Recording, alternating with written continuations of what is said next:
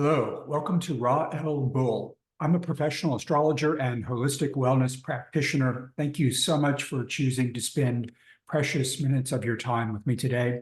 This is the General Astrology overview for January 2024. I'm your host and guide, Ifeymerael. I've created a calendar for these monthly videos, which is free for you to access. You simply need to have Google Calendar installed on your device and subscribe to my website. The link for the Ra-El-Bull website is below. To learn how to use the calendar, visit the Ra-El-Bull site or watch my instructional video. The link for that is in the description below. Let's begin with January's Venusian magic. This is part 4 of the January 2024 General Astrology. If you haven't already watched the short top-level overview for the month, I recommend you do that first because it provides essential context. In parts 1 and 2 of this series, we explored the building Earth Trine energies involving Mercury, Mars, Jupiter, Uranus, and the Sun. And we examined the beautiful Capricorn New Moon on the magical 11 calendar date. We then looked ahead into the latter part of the month and discussed how additional transits would amplify these robust productivity and manifestation dynamics occurring primarily in Capricorn and Taurus. Afterwards, in part 3, we trained our focus on the high-impact transit of Pluto entering Aquarius, including the collection of astro-transits surrounding that event. In this part, we'll examine the activities and influences on Venus, which is the ruler of Taurus, and we'll widen the scope a bit so we get a better view on her interactions with Mystical Mercury's rapidly closing retrograde. Remember to like, share, and subscribe to support this channel. I'm so grateful for your interest and kind-hearted assistance. Subscriptions to both my website and this channel are free.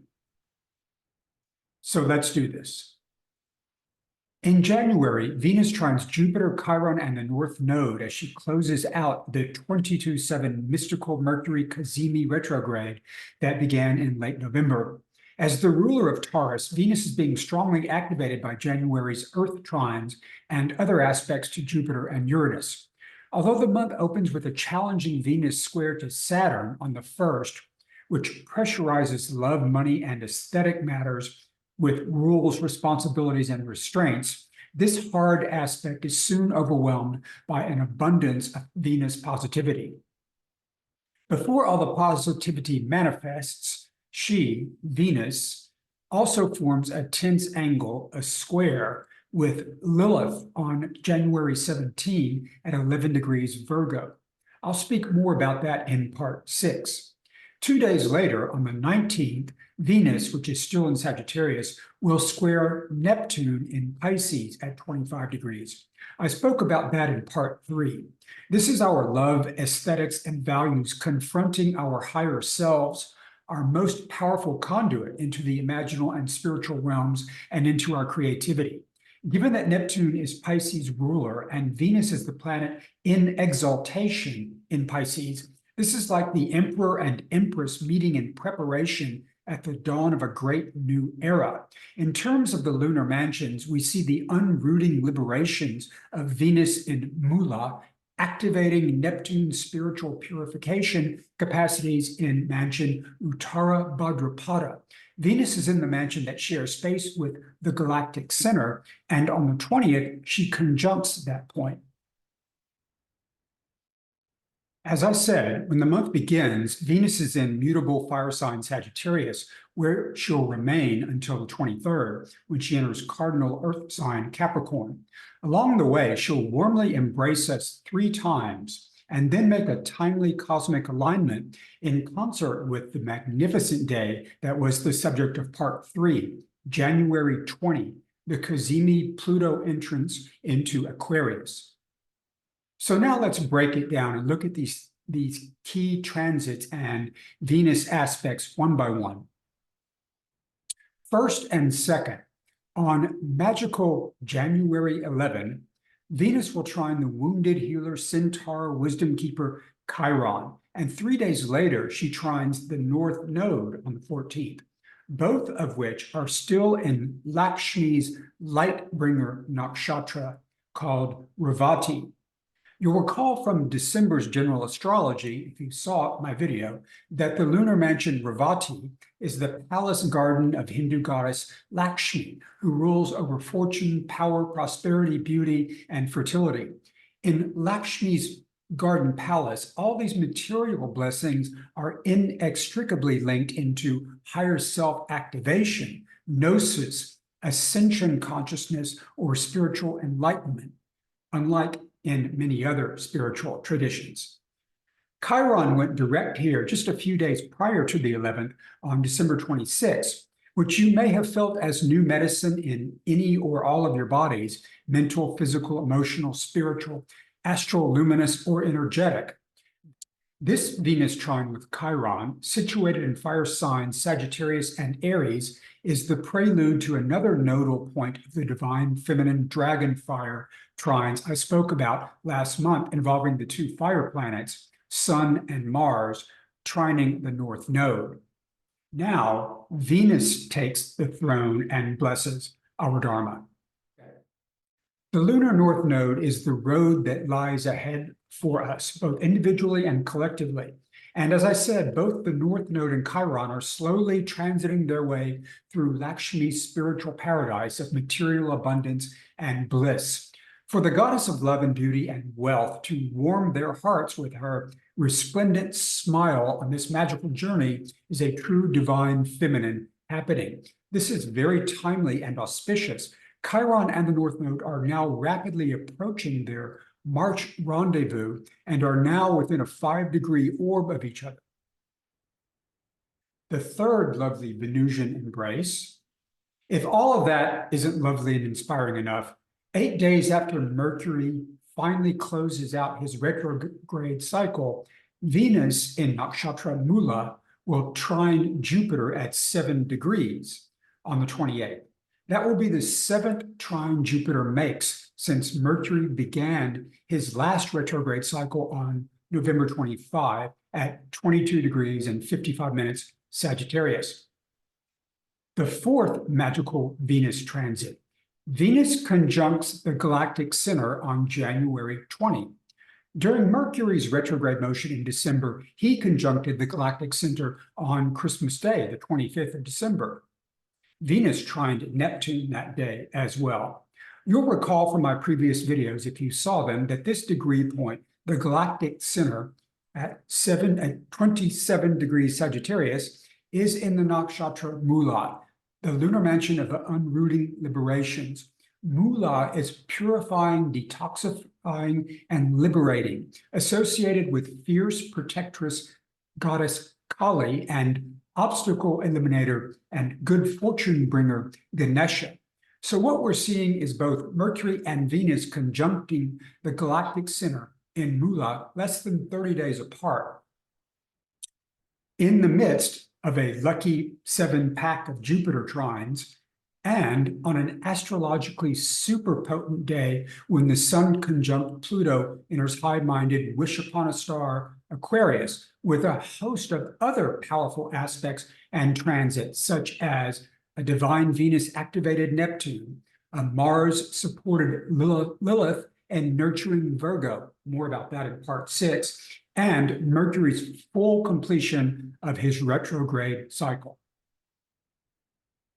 This is real astrological power and enchantment, my friends. If you haven't yet seen part 3, 6 reasons why January 20, 2024 is one of the top 3 astrological days of the year, I encourage you to check that out. Fifth magical Venus transit. A few days before the Venus-Jupiter trine on the 28th, which I just spoke about, Venus enters Capricorn on the 23rd. She'll transit Capricorn in the fullness of her power for about 6 days, a period known as essential dignity. Consequently, she's in prime form from the 23rd through the 28th of January. The 23rd and 24th are highly favorable electional astrology days, especially for Venusian matters that overlay or intersect Capricorn energies and fields of influence, such as banking, money management, investments, etc. With one important caveat: remember that Venus squares Neptune on the 19th. Neither of those planets, Venus and Neptune, are malefic, but do be mindful that Neptune's shadow aspects include all the perceptual and cognitive jeunes, delusion, illusion, confusion, diffusion. Not a good time to do any high-stakes actions that could be phantom-esque or imaginary. Be careful about matters relating to love, beauty, fashion, design, money, luxury items, etc. We might call this a rose-colored lens aspect, so use caution. Having said that, an optimized and vital Venus in Saturn-ruled Capricorn, for at least the first 6 days of her transit there, brings a realistic, forward-looking, and serious approach to love, relationships, beauty, design, fashion, aesthetics, money, finance, long-term security, and stability. Remember that Taurus ruler Venus, in addition to her good dignity, is being activated by the two Earth trines involving Jupiter and Uranus in Taurus, and Mars and the Sun in Capricorn.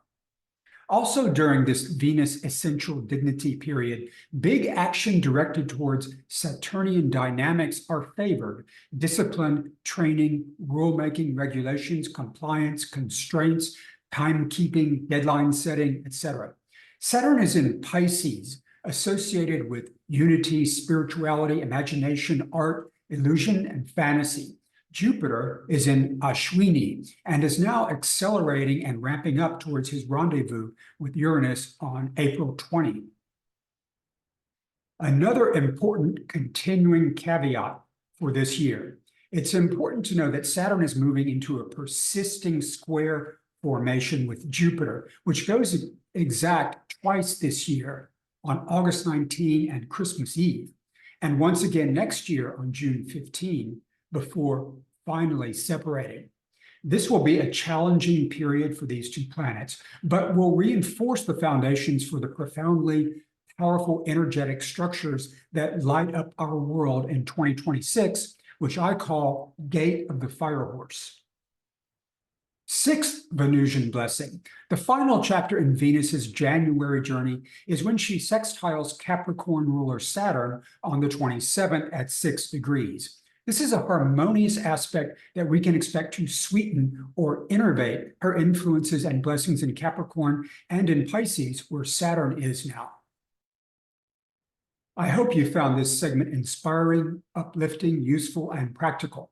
In the next part, we'll look at another major astro moment in January, the Leo full moon and Saturn's benefic Piscean grand Earth trine kite. This video has provided some broad and generalized advice based upon the general astrological aspects and influences for the month.